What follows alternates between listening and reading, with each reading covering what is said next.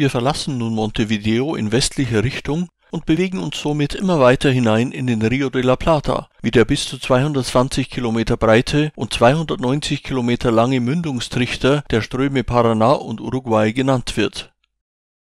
Nachdem wir den eindrucksvollen Sonnenuntergang von Bord des Schiffes aus beobachtet haben, benötigen wir noch die darauffolgende Nacht, um das Ende des tiefen Einschnitts zu erreichen, wo im Jahre 1520 Magellans Hoffnungen auf einen möglichen Weg zur Pazifikseite Südamerikas zerstoben.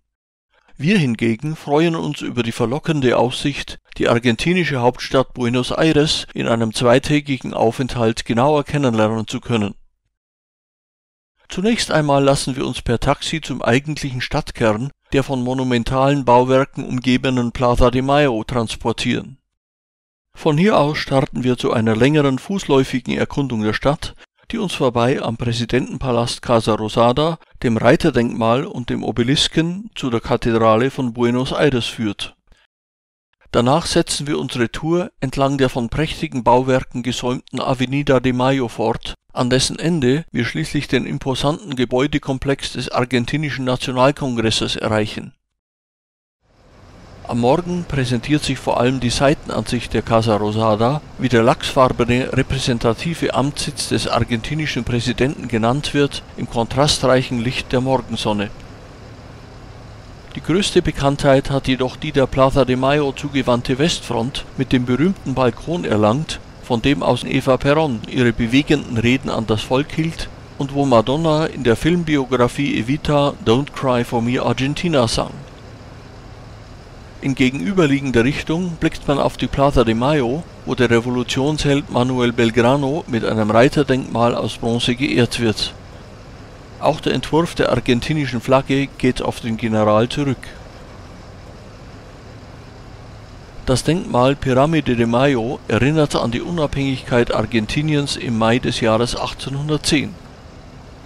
Sofort ins Auge fallen auch die imposanten Gebäude am Rande des Platzes, wie die Nationalbank oder die etwas weiter im Hintergrund befindliche palastartige Casa de Cultura. Die mächtigen Gebäude an der Westseite des Platzes schmälern in gewisser Weise die Außenwirkung der benachbarten Kathedrale, deren Haupteingang mit dem dreieckigen Giebel und der Front aus 12 Säulen zunächst eher an einen antiken Tempel als an ein römisch-katholisches Gotteshaus erinnert. Berühmtheit erlangt hat die Kathedrale vor allem als ehemalige Wirkungsstätte des 2013 zum Papst Franziskus gewählten Erzbischofs Bergoglio. Vor der Öffnung des Gotteshauses am Vormittag versammelt sich eine Ehrenwache für das im Kircheninneren befindliche Grabmal von General San Martín, das noch vor allen Besuchern von der Garde betreten und bewacht wird. Das Mausoleum mit den marmornen Frauenstatuen, die den glänzend schwarzen Sarg bewachen, ehrt den südamerikanischen Unabhängigkeitskämpfer José de San Martín, der nicht nur Argentinien, sondern auch Chile und Peru die Unabhängigkeit bescherte. Das Kirchenschiff geht überwiegend auf das 18. Jahrhundert zurück, ist jedoch wie die gesamte Kathedrale unterschiedlichen Epochen und Architekturstilen zuzuordnen.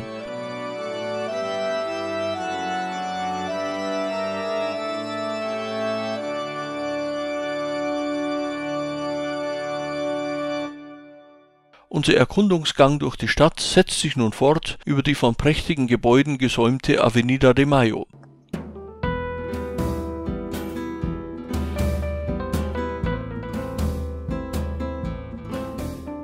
Bekannt und beliebt ist hier unter anderem das Café Tortoni, vor dessen Toren ganztägig lange Besucherschlangen auf Einlass warten. Wir ziehen es jedoch vor, unseren Weg entlang der Prachtallee fortzusetzen und den 22-stöckigen Palacio Barolo zu bewundern, der von einem italienischen Einwanderer errichtet wurde und Motive aus Dantes göttlicher Komödie aufgreift.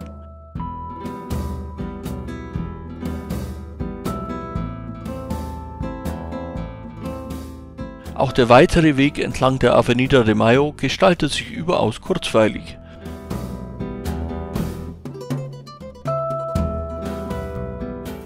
Am Ende der Allee erreicht man ein weitläufiges Parkgelände, das sich zu Füßen des von Renovierungsarbeiten etwas beeinträchtigten argentinischen Nationalkongresses befindet. Der Kongresspalast wurde Ende des 19. Jahrhunderts erbaut und im neoklassizistischen Stil aus weißem Marmor errichtet.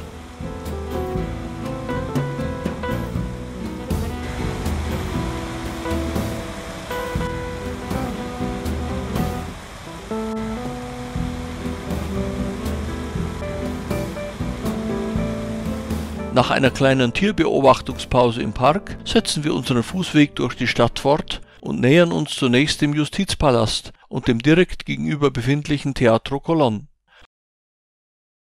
Vorbei am mächtigen Obelisken geht es anschließend zu einem außergewöhnlichen Einkaufszentrum, den Galerías Pacífico.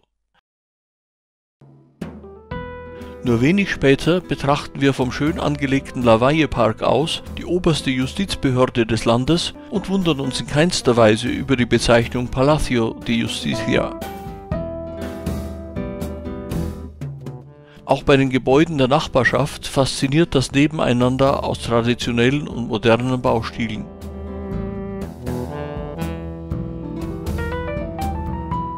Direkt gegenüber befindet sich der nächste Prachtbau, das im Jahre 1908 eröffnete Teatro Colón. Nun überqueren wir die Avenida 9 de Julio, mit 140 Metern eine der breitesten Straßen weltweit, und blicken auf den markanten 67 Meter hohen Obelisken. Danach flanieren wir durch den Fußgänger- und Shoppingbereich, in dessen Zentrum sich der imposante Einkaufstempel Galerías Pacífico befindet. Argentinischer Tango vor den Toren der Shopping Mall gehört hier zum normalen Straßenbild.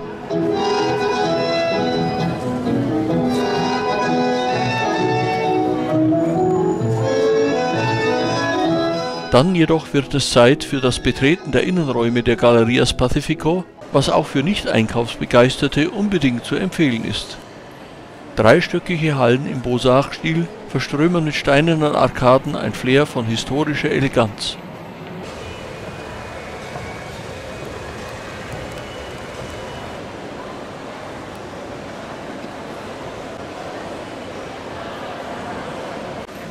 Die zentrale Kuppel ist mit aufwendigen Fresken bekannter argentinischer Künstler verziert.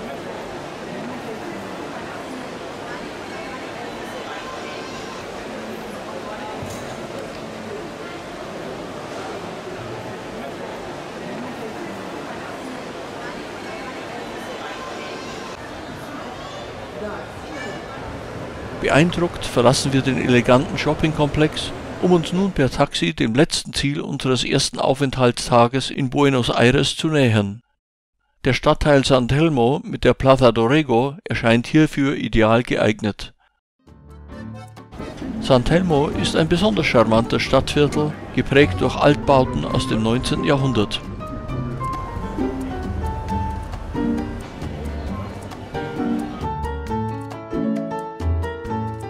Zentrum ist hier die Plaza Dorrego, die mit schattenspendenden Bäumen, Cafés, Restaurants und Tango-Shows für einen entspannten Tagesabschluss ideal geeignet ist.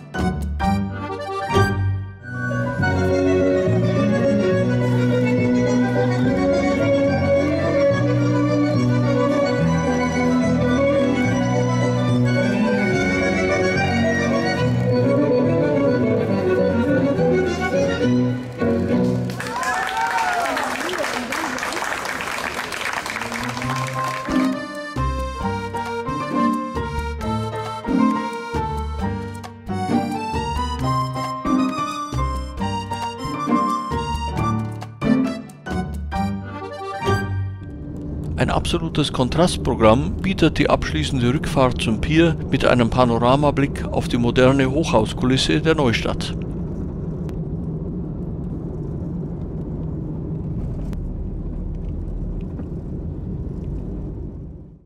Der zweite Tag in Buenos Aires steht im Zeichen größerer Entfernungen, weshalb wir uns diesmal für eine von der Reederei organisierte Bustour entscheiden. Sie führt uns zunächst vorbei an den schönen Retiro-Bahnhöfen und in nordöstlicher Richtung in den Stadtteil Recoleta, wo wir die Skulptur Floralis Generica passieren und anschließend einen ersten Stopp am berühmten Friedhof La Recoleta einlegen. Die 3 aufeinanderfolgenden Bahnhöfe im Stadtteil Retiro sind nicht nur architektonisch sehenswert, sondern auch wichtige Knotenpunkte eines ausgedehnten Nah- und Fernverkehrsnetzes.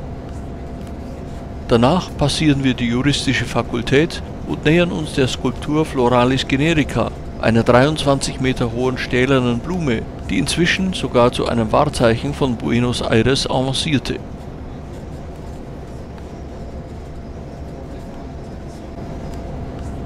Weiter geht es nun in den Stadtteil Recoleta, der vor allem wegen La Recoleta, des vermutlich schönsten Friedhofs der Welt, zu einem absoluten Touristenmagneten geworden ist. Prächtige Mausoleen unterschiedlichster Architektur sollen hier möglichst lange vom irdischen Ruhm und Reichtum wohlhabender Bürger künden.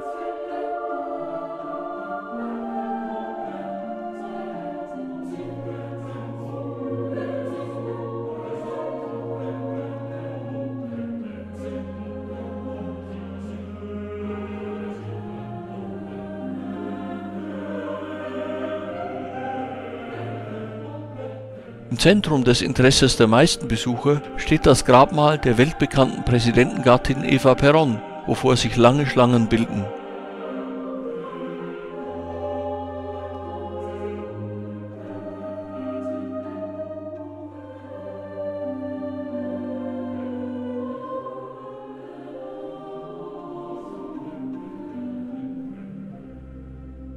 Wesentlich ruhiger, aber nicht weniger interessant gestaltet sich ein Rundgang durch die Reihen der vielen anderen sehenswerten Mausoleen.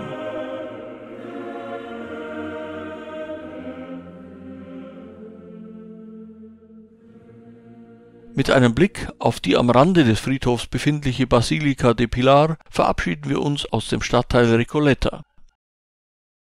Auf dem Weg in die südlich des Zentrums gelegenen Stadtviertel passieren wir zunächst nochmals die Plaza de Mayo und steuern anschließend den Stadtteil La Boca an, wo das farbenfrohe Stadion La Bombonera der Boca Juniors beheimatet ist. Nächster Haltepunkt ist schließlich der Touristenmagnet Caminito mit seinen farbenfrohen Häusern. Der Weg dorthin gestaltet sich aufgrund der interessanten Ausblicke auf die sehenswerte Bausubstanz durchgehend sehr abwechslungsreich. Schließlich nähern wir uns dem aufgrund seiner Form La Bombonera oder Pralinenschachtel genannten Stadion der Boca Juniors, dem einstigen Heimatverein des Weltfußballers Diego Maradona. Dann erreichen wir das Stadtviertel La Boca, wo im 19. Jahrhundert überwiegend italienische Einwanderer lebten, die ihr neues Zuhause mit übrig gebliebenen Farben aus dem Schiffsbau kunterbunt verschönerten. Heute ist der Caminito, auf Deutsch Kleiner Weg, eine der Hauptattraktionen für Reisende aus der ganzen Welt, nachdem die Bewohner Mitte des 20. Jahrhunderts beschlossen, der Gegend wieder neues Leben einzuhauchen.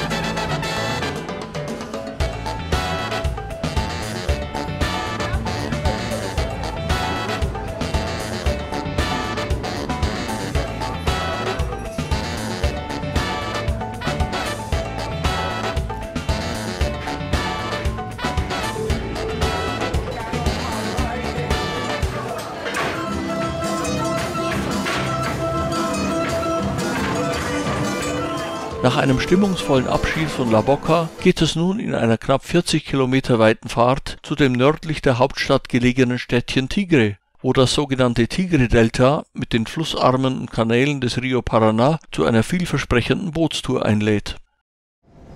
Obwohl die Fahrstrecke mitten durch das Stadtgebiet verläuft, kommen wir dank der mehrspurigen, kreuzungsfreien Straßengestaltung flott voran.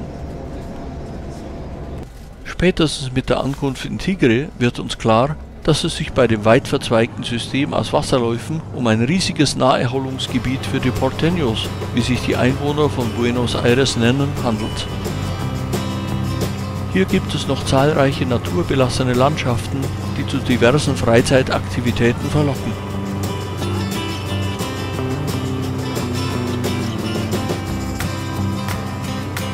Aber auch öffentliche Parks und Badestellen eröffnen vielfältige Erholungsmöglichkeiten für die Bevölkerung.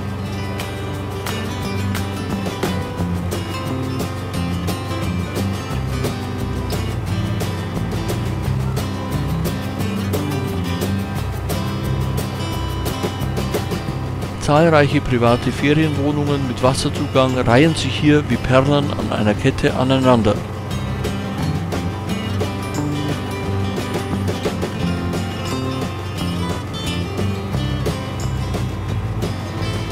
Auch ausgesprochen luxuriöse Villen in Privatbesitz ziehen bewundernde Blicke auf sich.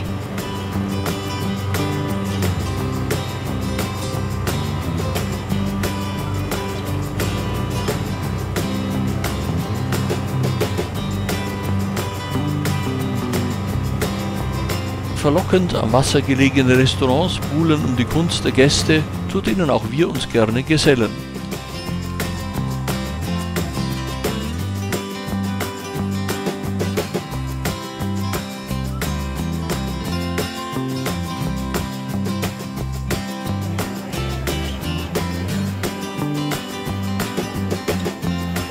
Nach einer typisch argentinischen, deftigen Fleischmahlzeit kehren wir wieder zum Boot zurück und beenden 2 höchst eindrucksvolle Tage in und um Buenos Aires.